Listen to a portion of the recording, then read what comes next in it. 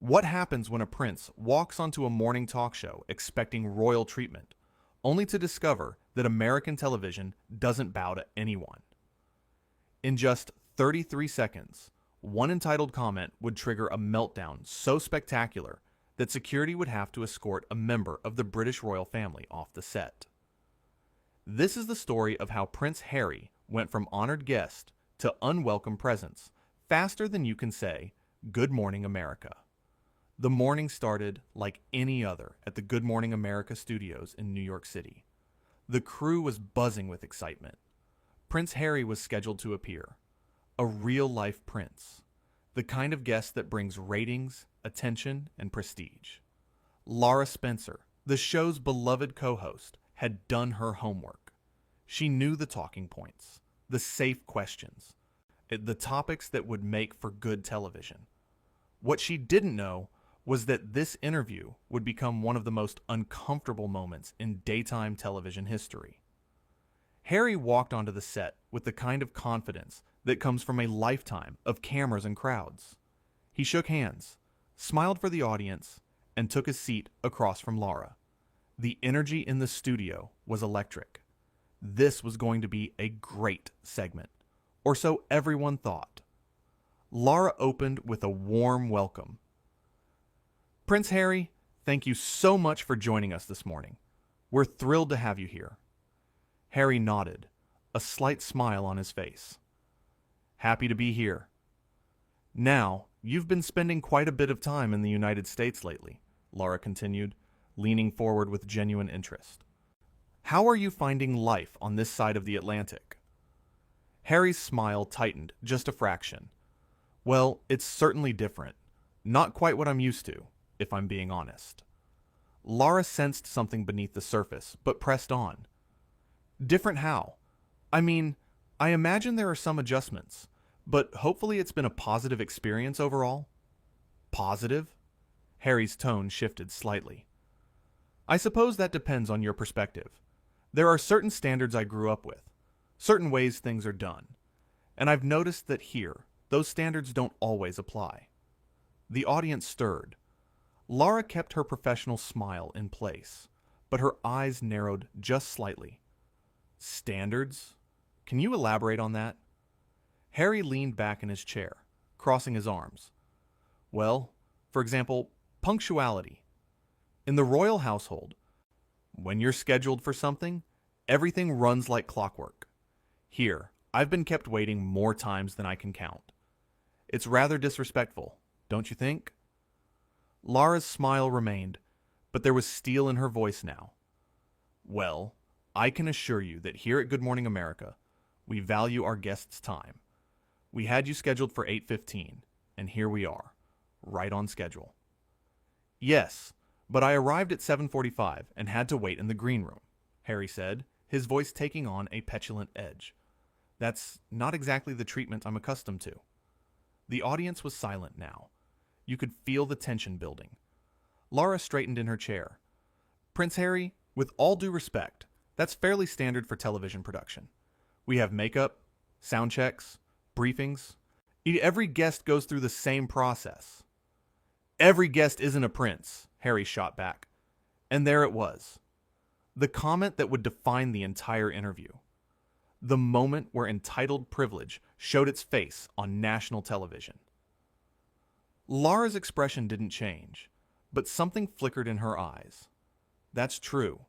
But on this show, we treat everyone with the same respect and professionalism, whether they're a prince, a politician, or a teacher from Iowa. That's what makes America special." Harry's face flushed slightly. "Are you suggesting that I'm asking for special treatment?" "I'm suggesting that perhaps your expectations and our reality are a bit misaligned," Lara replied calmly. "We're honored to have you here, but the process is the process." Harry uncrossed his arms and leaned forward, his voice rising. "This is exactly what I'm talking about. This lack of understanding about protocol and proper respect. Do you know who I am?" The audience gasped. Lara didn't miss a beat. "Yes, Prince Harry, I know exactly who you are, and I also know who I am. I'm a journalist doing my job, which includes asking questions and having honest conversations. If that's uncomfortable for you, perhaps we should move on to a different topic. Uncomfortable? Harry's voice was getting louder now. I'm not uncomfortable. I'm simply pointing out that there's a level of decorum that should be maintained. I've been interviewed by the BBC, by Sky News, by proper journalists who understand how to conduct themselves. The word proper hung in the air like a slap. Lara's jaw tightened. Proper journalists?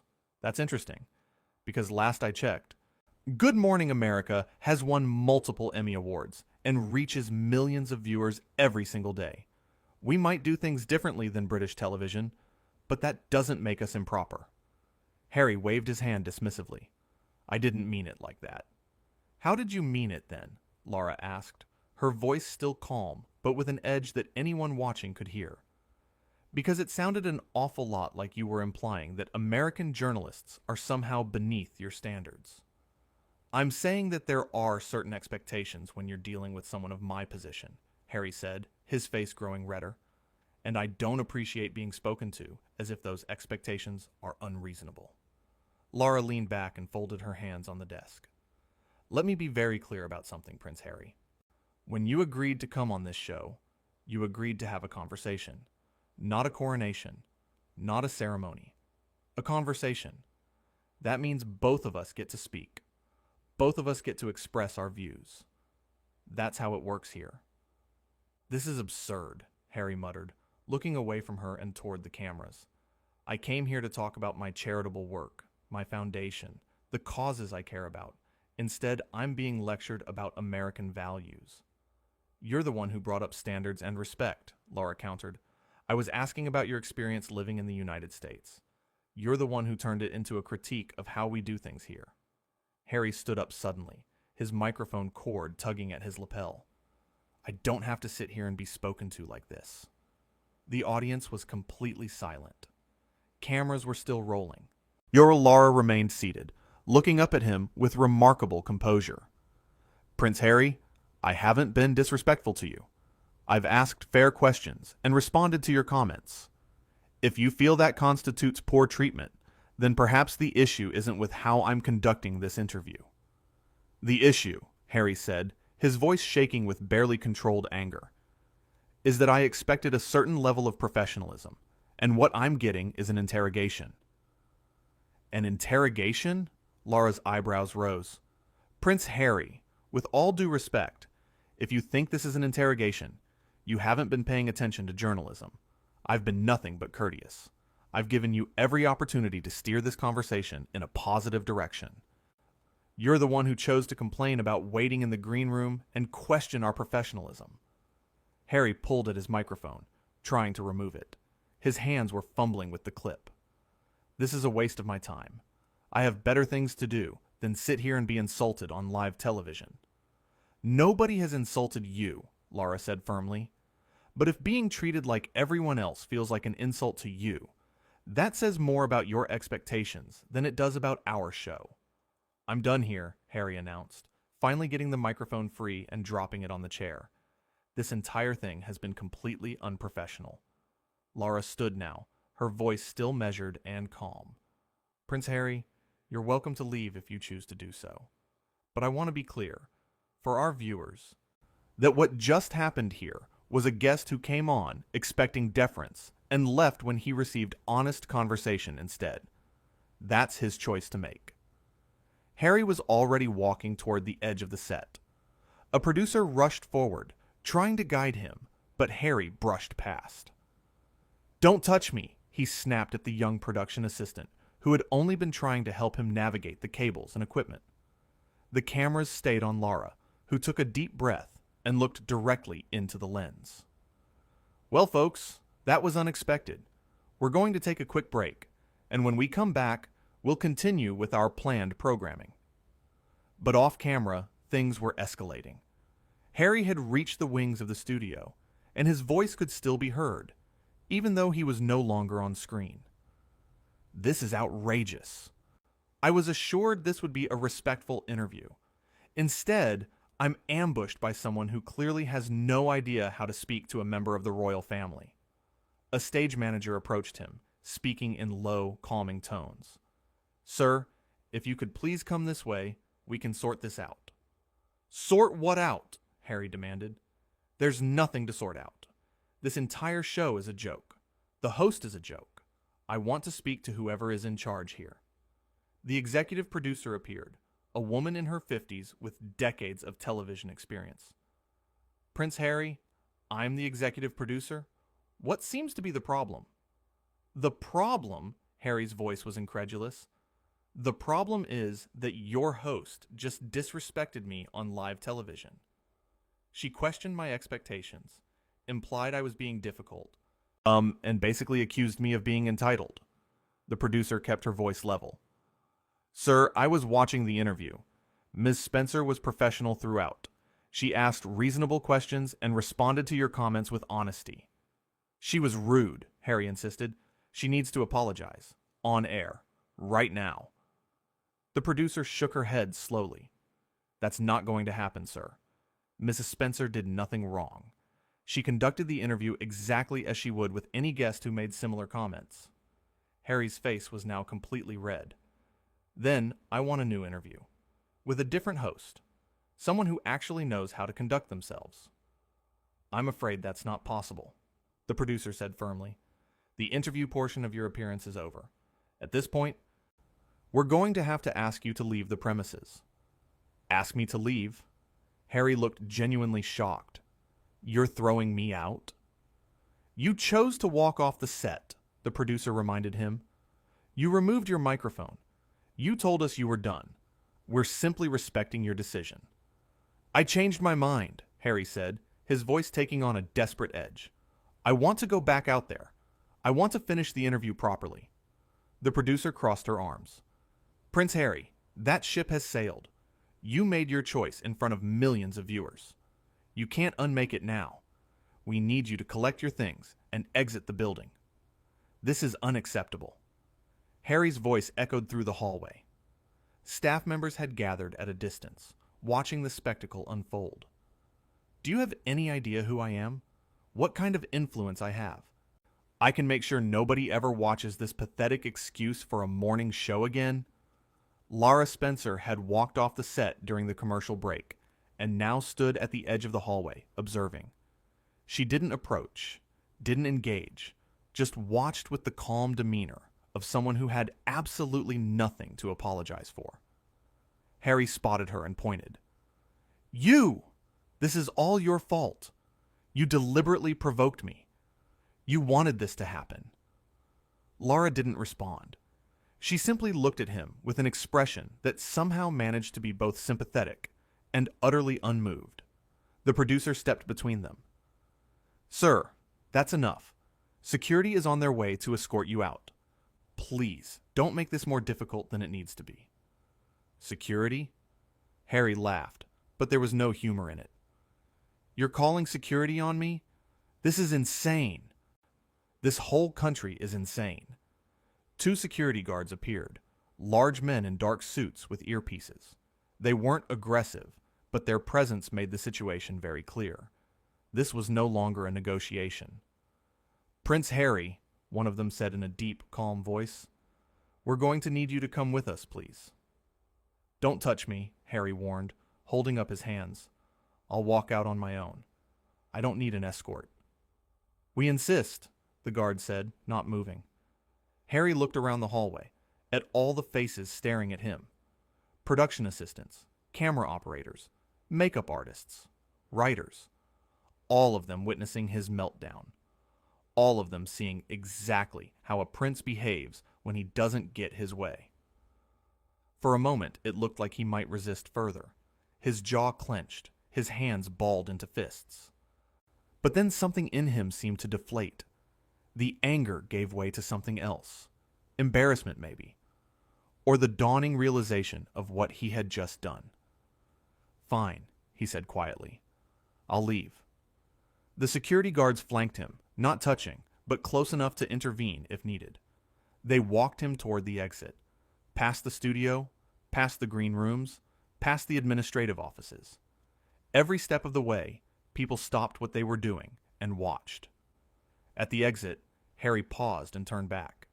The guards tensed, ready for anything, but Harry just looked down the long hallway one last time, as if trying to think of something to say that would salvage the situation.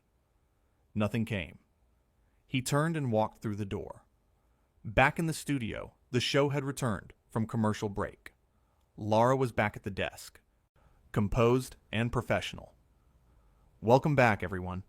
As you saw before the break, Prince Harry decided to cut his interview short. We respect his decision and wish him well. Now, let's move on to our next segment. And just like that, it was over. The interview that was supposed to boost ratings and create positive buzz had instead become a viral moment for all the wrong reasons. Within minutes, clips were spreading across social media. Within hours, it was international news. A prince, escorted out of a television studio by security after having a meltdown on live television. The whole thing had taken less than 15 minutes from start to finish. 15 minutes for a guest to arrive, complain, escalate, walk off, and get removed from the building. 15 minutes to destroy his own appearance and prove every negative stereotype about entitled royalty. Lara Spencer handled the rest of the show without mentioning it again. She interviewed a chef about summer recipes. She discussed a new movie release with an actor. She laughed with her co-hosts during the lighter segments, professional, gracious, and completely unfazed by what had just happened. In the control room, the director and producers were already dealing with the aftermath. Phone calls from network executives, statements being drafted, legal teams being consulted. But there was also a sense of vindication. They had done nothing wrong. They had treated a guest with the same respect they showed everyone. If that guest couldn't handle honest conversation, that was his problem, not theirs. The green room, where Harry had complained about waiting, was cleaned and prepared for the next guest. The chair where he had sat during the interview was adjusted for someone else. The studio moved on, because that's what television does. It moves on. The show doesn't stop for anyone, not even a prince. Outside the building, Harry was climbing into a waiting car. His security detail was on their phones, no doubt trying to do damage control. His publicist would be having a terrible morning. His advisors would be scrambling to come up with a response. But none of that could change what had happened. None of that could erase the footage of him losing his temper, demanding special treatment, and being escorted out by security. Inside, Lara finished the show with her usual warmth and professionalism. When the cameras stopped rolling, her co-hosts congratulated her for handling the situation with such grace. The crew gave her a round of applause. She smiled, accepted the praise, and then went about her day. Because at the end of it all, she had simply done her job. She had asked questions. She had responded honestly. She had maintained her dignity, even when her guest had lost his. The interview became a teaching moment in journalism schools. How to handle a difficult guest. How to maintain composure under pressure. How to stand your ground without losing your professionalism. Lara Spencer became an example of everything a host should be when faced with entitled behavior.